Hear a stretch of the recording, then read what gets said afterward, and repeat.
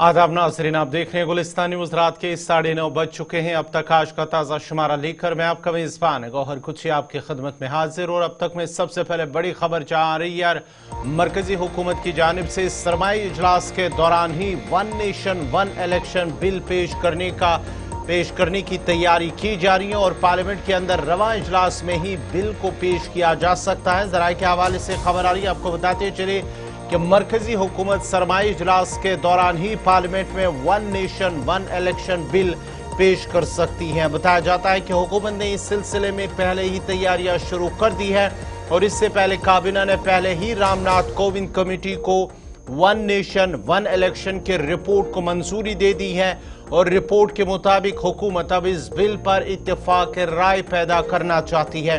इसके साथ ही इसे जामिया बहस के लिए मुश्तरका पार्लिमानी कमेटी या जेपीसी को भेजा जा सकता है। हुकूमत ये तजवीज़ भी दे सकती है कि बिल पर तफसीली बहस की जाए और तमाम असम्बलियों को बहस में हिस्सा लेने को कहा जाए। ताहम इस बारे में फैसला होना बाकी है कि आया ये एक जामिया बिल होगा या कई बिल जिनमें आईनी तरमीम की तजवीज़ भी शामिल है। वन नेशन वन इलेक्शन का रास्ता आसान नहीं है फिलहाल हुकूमत के लिए। आपको बताते चले कि मरकजी हुकूमत शुरू से ही वन नेशन वन इलेक्शन के हक में रही है, लेकिन मौजूदा निज़ाम को बदलना भी बहुत मुश्किल काम है।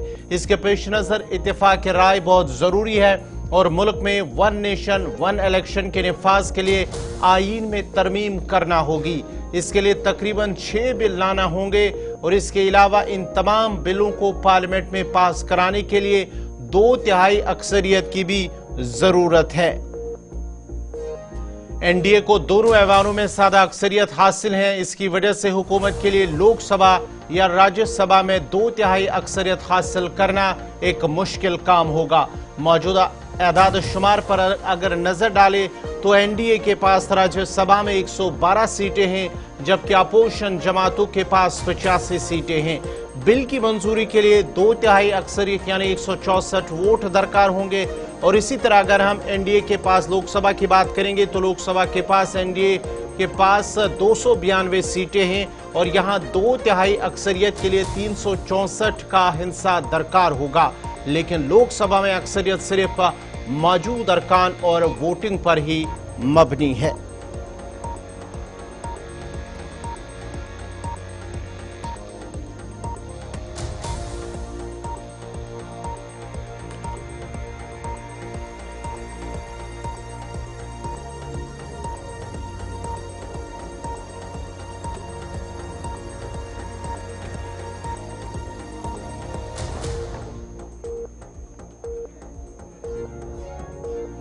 दिल्ली से एक और बड़ी खबर आ रही है, जहां पर राज्यसभा के चेयरमैन के खिलाफ तहरीक आदम एतमाद लाने की तैयारी की जा रही है। टीएमसी और समाजवादी पार्टी ने भी हिमायत की है। जराये के हवाले से खबर आ रही है कि इंडिया ब्लॉक की तमाम जमातों ने इस तजवीज से इत्तेफाक किया है और कांग्रेस राज्यसभा में चेयरमैन जगदीप धनखड़ के खिलाफ तहरीक आदम एतमाद लाने की तैयारी कर रही है। इस हवाले से पूरी अपोजिशन मुत्हिद नजर आती है और कहा जाता है कि इस तहरीक आदम एतमाद की टीएमसी और समाजवादी पार्टी ने भी हिमायत की है और रिपोर्ट के मुताबिक इस हवाले से अब तक 50 से ज्यादा अरकान पार्लियामेंट दस्तखत कर चुके हैं।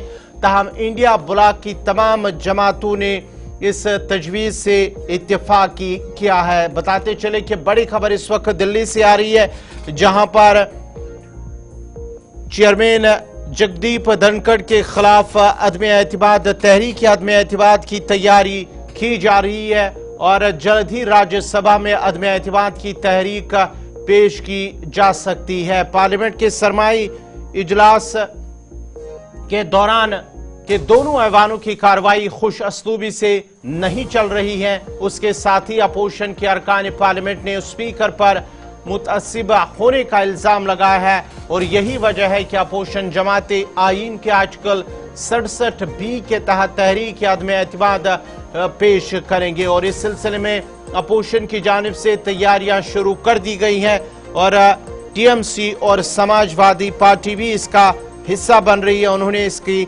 हिमायत का बाकायदा तौर पर ऐलान किया है कि वो इसकी हिमायत में है, लेकिन अब देखना होगा कि क्या इसके हवाले से वो ऐवान के अंदर तहरीक या अदम एतमाद पेश करेंगे या नहीं।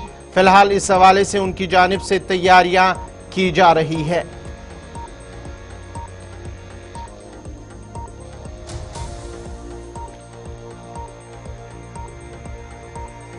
चलिए बड़ी खबर एक और, जहां पर अब संजय मल्होत्रा को आरबीआई का नया गवर्नर बनाया गया है। वो आरबीआई के मौजूदा गवर्नर शक्तिकांत दास की जगह लेंगे।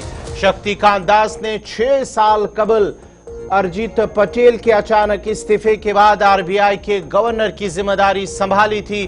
10 दिसंबर यानी कि कल आरबीआई के जो मौजूदा गवर्नर शक्तिकांत दास है उसकी मुद्दत कार खत्म हो रही है और संजय मल्होत्रा 11 दिसंबर को अपनी जिम्मेदारी संभालेंगे और उनकी मुद्दत कार अगले 3 सालों के लिए होगी।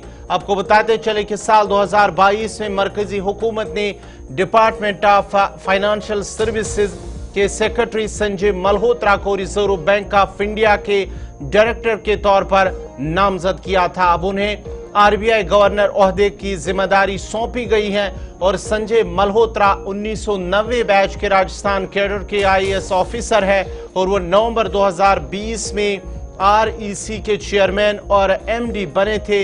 इससे कबल वो वजारत तवानाई में एडिशनल सेक्रेटरी के ओहदे पर भी काम कर चुके थे। संजय मल्होत्रा ने अपनी इंजीनियरिंग की डिग्री आईआईटी कानपुर से हासिल की है। कानपुर में ही वो यूनिवर्सिटी से मास्टर्स मुकम्मल किया उन्होंने और गुज़िश्ता 30 सालों से मल्होत्रा ने पावर, फाइनेंस, टेक्नीशियन, आईटी और दीगर महकमों में अपनी खदमात भी अंजाम दी है। और आपको बताते चले कि रिजर्व बैंक का काम सेंट्रल बोर्ड ऑफ डायरेक्टर्स देखता है। चूंकि संजय मल्होत्रा को इसका पहले से ही तजुर्बा है और इसलिए हुकूमत ने उन्हें गवर्नर के ओहदे पर फाइज किया है। बोर्ड की तश्कील हुकूमत के जरिए reserve bank of India act के तहत की जाती है और हुकूमत 4 साल के लिए डायरेक्टर की तकर्री या नामजदगी करती है। बोर्ड के 2 हिस्से होते हैं। पहला ऑफिशियल डायरेक्टर जिसमें फुल टाइम गवर्नर और ज्यादा से ज्यादा 4 डिप्टी डायरेक्टर्स पर मुश्तमिल होता है, जबकि 2 सरकारी अफसरान समेत कुल 10 डायरेक्टर्स को गैर सरकारी डायरेक्टर के तौर पर नामजद किया जाता है और दीगर में 4 इलाकाई बोर्ड से 4 डायरेक्टर्स शामिल किए जाते हैं।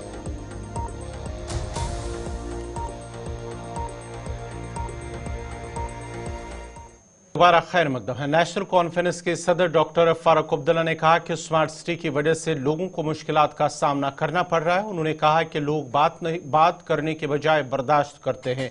फारूक अब्दुल्ला ने मजीद कहा कि दरबार मुंह के बंद होने से ताजरों के साथ साथ आम लोगों को काफी नुकसान हो रहा है। ताहम कोशिश है कि इस रिवायत को दोबारा बहाल किया जाए।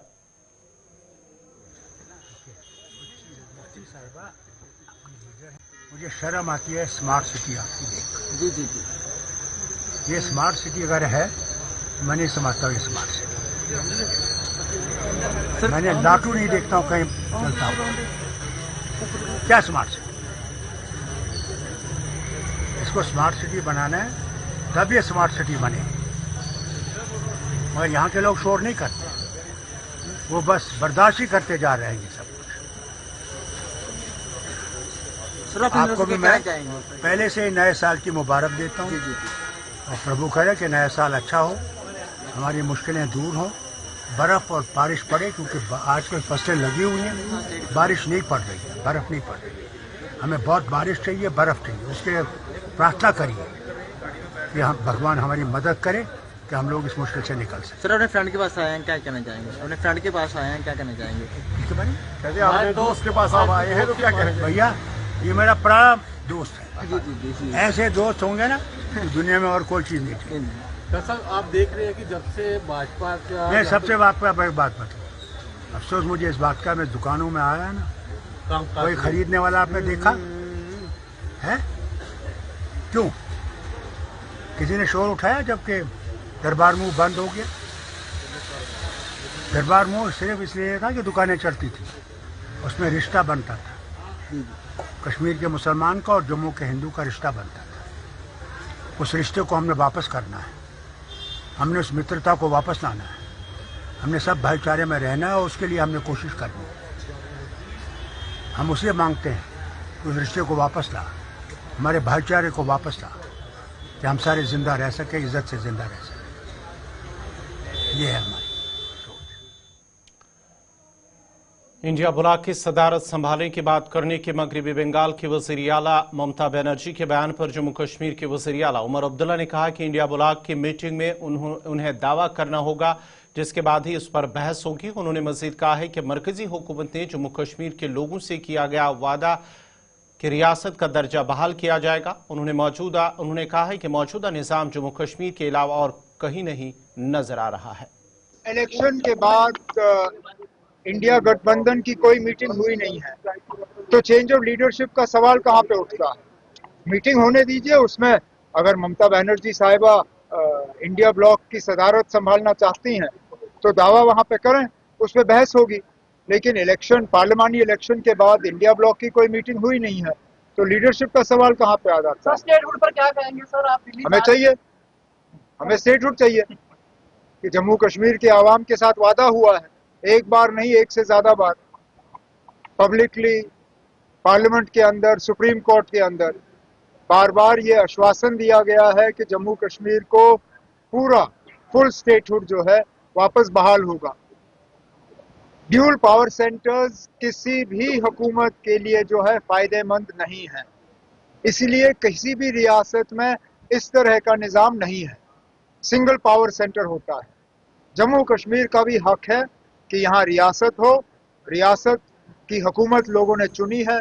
अब उस ब्रेक के बाद आपका दोबारा खैर मकदम है। जम्मू कश्मीर हुकूमत की जानिब से अब काबीनी वुज़रा को नई जिम्मेदारी दी गई है। तरक्याती प्रोग्रामों के मौसर नफाज और उसके साथ साथ ही अवामी खदमात की करीबी निगरानी के लिए वुज़रा को नई जिम्मेदारी दी गई है और वुज़रा को अजला मुख्तस किए गए हैं। नायब वज़ीर आला सुरिंदर चौधरी को जम्मू, पूंछ, अनंतनाग और शोपियान अजला की जिम्मेदारी दी गई है और उसके साथ साथ ही वज़ीर तालीम सेहत सकीना मसूद यतू को जिला कुपवारा, कठुआ, श्रीनगर और सांबा की जिम्मेदारी दी गई है। उसके साथ साथ ही जल शक्ति जंगलात के वजीर जावेद अहमद राना को डोडा, राजौरी, पुलवामा, बारामूला की जिम्मेदारी दी गई है और उसके साथ साथ ही देही तरक्की और पंचायती राज और एग्रीकल्चर के वजीर जावेद अहमद डार को गांदरबल, किश्तवाड़, बडगाम और रामबन की जिम्मेदारी दी गई है।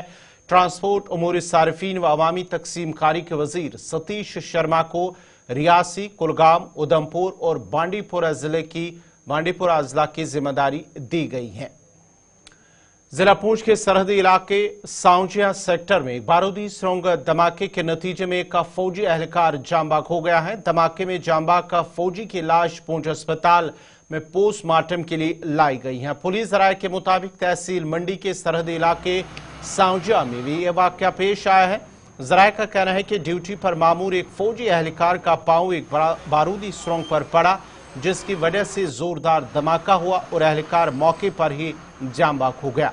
जांबाग होने वाले फौजी एहलकार की शिनाख्त हवलदार सुभाष के तौर पर की गई है। जराये का कहना है कि सरहदी इलाकों में बारूदी सुरंगों की मौजूदगी की वजह से मकामी अफराद और सिक्योरिटी फोर्सेस के एहलकारों को अक्सर मुश्किलात का सामना करना पड़ता है। आपको बताते चले कि सरहदी इलाकों में बारूदी सुरंगों के वाकयात माजी में भी पेश आ चुके हैं, जिनमें कई अफराद अपनी जान गंवा बैठे हैं।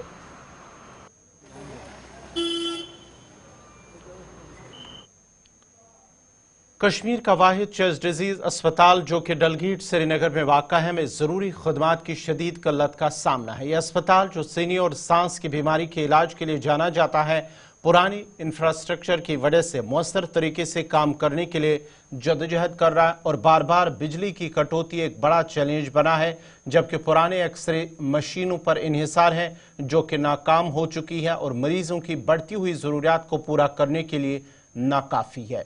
दिन के वक्त बिजली की बंदी से तिबी अमल में खलल पड़ता है, जिससे मरीजों की देखभाल मजीद पेचीदा बनती है।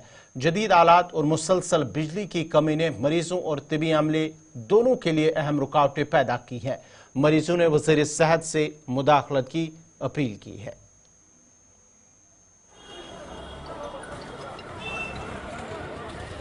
अनंतनाग केपी रोड से है। हम यहाँ पे आए, मेरी नानी साथ ही। यहाँ पे बिल्कुल कोई इंतज़ाम भी नहीं है। हम एडमिनिस्ट्रेशन से अपील करते हैं, यहाँ आइए, यहाँ पे देखिए यहाँ पे हालात कैसे हैं। यहाँ पे पेशेंट्स बहुत ज़्यादा सफ़र कर रहे हैं, बहुत ज़्यादा मुश्किलात हो रहे हैं। अंदर अस्थमा पेशेंट है, कैंसर पेशेंट्स है, वो सफ़र हो रहे हैं। यहाँ पे पेशेंट को अगर इन्फेक्शन है, उसको और इन्फेक्शन हो रहे हैं अंदर से। जी, यहाँ पे एक्सरे सेक्शन है, अंदर पेशेंट्स को इतना ये कर रहे हैं, पॉइंट आउट कर रहे हैं, बोल रहे हैं कि आप यहाँ से फ़ी भर के यहाँ से आप फीस वापस लीजिए और यहाँ से निकलिए। बिल्कुल भी फैसिलिटीज़ नहीं है। हम एडमिनिस्ट्रेशन से अपील करते हैं, यहाँ पे आइए, यहाँ पे देखिए। महकमे हॉर्टिकल्चर बडगाम की जानिब से आज गोपालपुरा चाडोरा में मेला मुनक्कद हुआ है। इस मेले में जिले के 9 जोनों के किसानों को महकमे की जानिब से बागबानी से मुतल्लिक सामान तकसीम किया गया। उन किसानों को सब्सिडी के बुनियाद पर चीज़ें फराहम की गई हैं। इस मेले में मुख्तलिफ डीलरों को मदऊ किया गया था और बेनिफिशरीज ने अपनी पसंद की कंपनी का सामान सब्सिडी पर खरीदा है। इस मौके पर किसानों ने महकमे हॉर्टिकल्चर का शुक्रिया अदा करते हुए कहा कि इस मेले के जरिए उन्होंने अपनी पसंद का सामान खरीदा, जिससे उन्हें सब्सिडी के तहत काफी फायदा मिला है।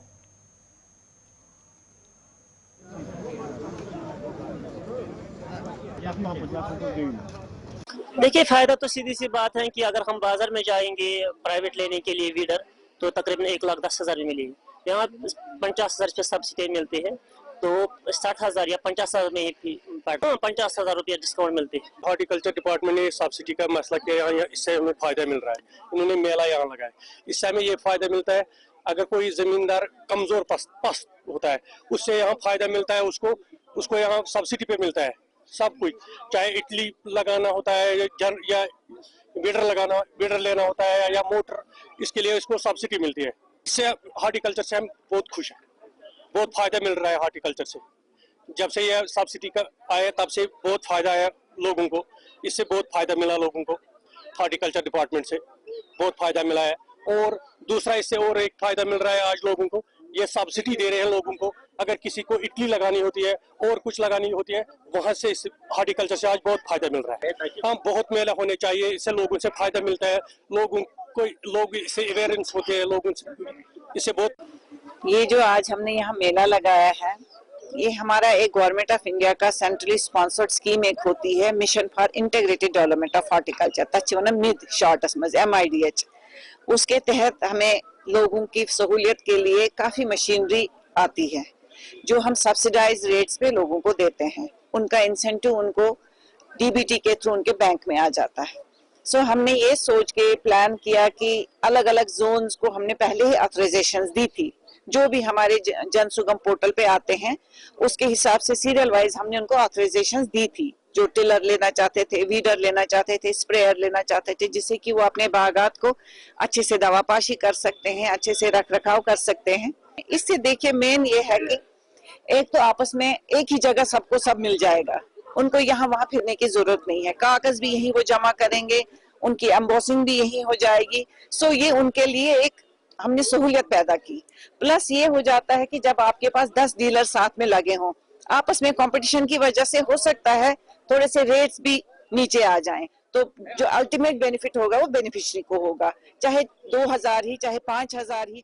मोटर व्हीकल डिपार्टमेंट गांधरबल ने एक बड़ा कदम उठाते हुए श्रीनगर लिया शहरा पर एक नाका लगाया, जहां ट्रैफिक हुकाम की जानिब से गाड़ियों के कागजात चेक किए गए, जबकि गाड़ियों की हालत और कैफियत भी चेक की गई है। इस मौके पर खिलाफ वर्जी करने वाले ड्राइवरों के खिलाफ कार्रवाई अमल में लाते हुए चालान किए गए हैं।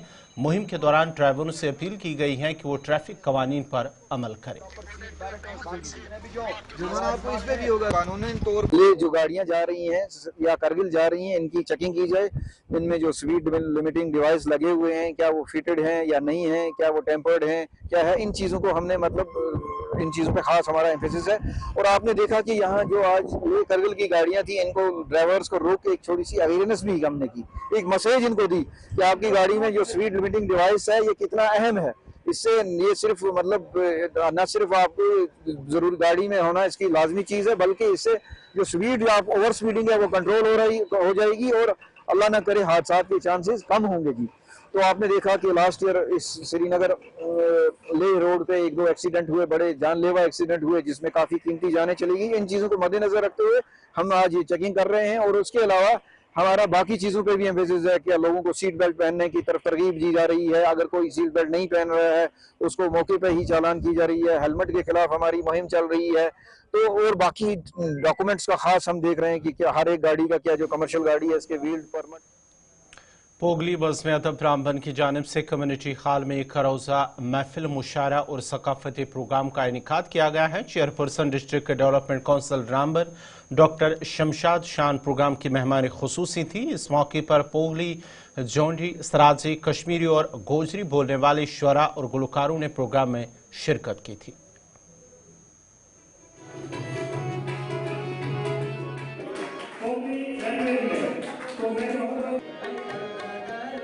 देखिए, बड़े दिनों से हमने पोगली बज़्म के बैनर तले एक प्रोग्राम का इनकाद करना था और आज हमने 8 दिसंबर 2024 को जो है इसका इनकाद किया यहाँ पे, जिसमें आपने देखा कि मुख्तलिफ ज़बानों के शुरा हज़रात ने यहाँ पे जो संगीत के से जुड़े हुए लोग थे उन्होंने भी यहाँ हिस्सा लिया और मुख्तलिफ ज़बानों में अपना अपना जो उन्होंने कलाम पेश किया, जिसमें मुझे बड़ी खुशी है कि हमारे साथ चेयरमैन साहब और इकबाल कटोच साहब के अलावा जितने भी कमेटी के मेंबरान थे और साथ साथ में मौजूद शहरी समाज से मुख्तलिफ तबकों से जुड़े हुए पॉलिटिकल से जुड़े हुए लोग यहाँ पे जिन्होंने हिस्सा लिया, जिसकी आज की प्रोग्राम की सदारत जो है वो हमारे गुलाम रसूल बाली साहब ने की और जो इस प्रोग्राम के हमारे चीफ गेस्ट थे वो हमारी डॉक्टर जो शमशादा शान जी चेयरपर्सन डिस्ट्रिक्ट की वो थी और उनके साथ मेहमान ज़िवकार जो इस प्रोग्राम की थी वो मैडम रेणुका कटोच जी थी। मकसद क्या है इस प्रोग्राम का? सबसे बड़ा मकसद ये था कि हम चाहते हैं कि इस जो मुख्तलिफ ज़बानें हमारी, खासकर जो पोगली ज़बान जिसके बैनर तले आज हमने ये प्रोग्राम किया, हम चाहते हैं कि इस ज़बान का जो है ये 8 शेड्यूल में ये ज़बान आए और इस ज़बान के ऊपर जो इस वक्त पूरे तरीके से शुरा हज़रात, स्कॉलर्स, रिसर्चर्स जो इसके ऊपर रिसर्च कर रहे हैं, हम बहुत जल्दी कोशिश करेंगे कि इस ज़बान को जम्मू कश्मीर की तरह जिस तरह बाकी ज़बानों को 8 शेड्यूल में शामिल किया गया है, हमारी कमेटी का ये रहेगा कि हम इस ज़बान को कैसे दिन ब दिन। ज़रा पूंछ के सुरनकोट द्राभा में 16 राष्ट्रीय राइफल्स की जानिब से वेटरन और स्लोगन के तले एक रैली का इनेकाद किया है।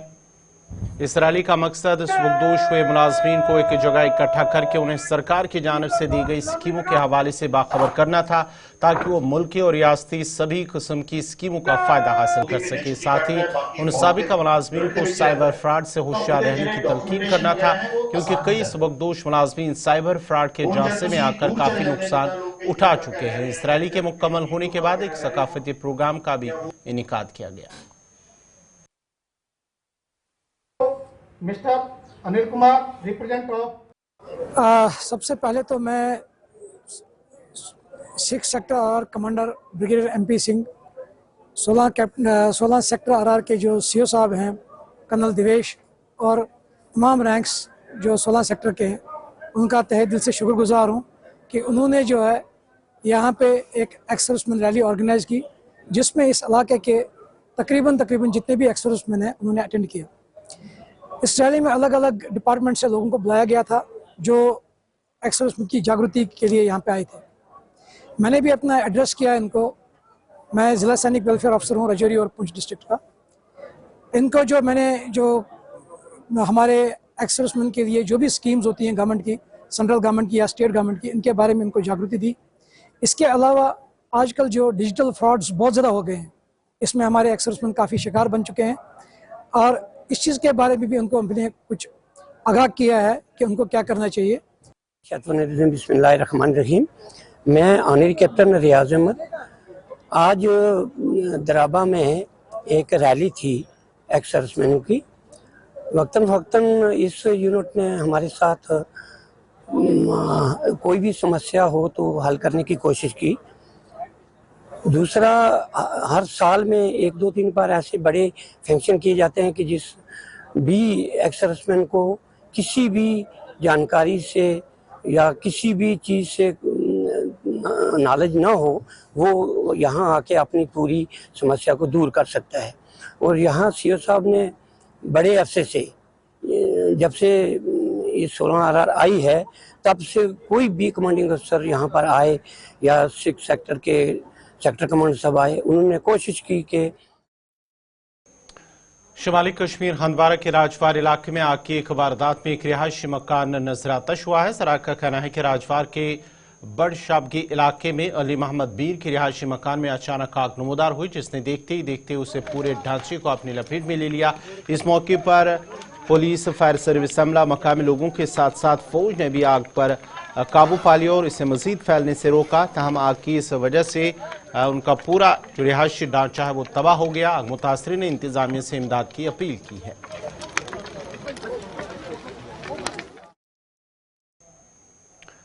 नाज़रीन, इसी के साथ ही अब तक आज का शुमारा इख्तिताम पज़ीर हुआ चाहता है। अपने मेज़बान गौहर कुची को पूरी टीम के साथ इजाज़त दीजिए। अल्लाह हाफ़िज़।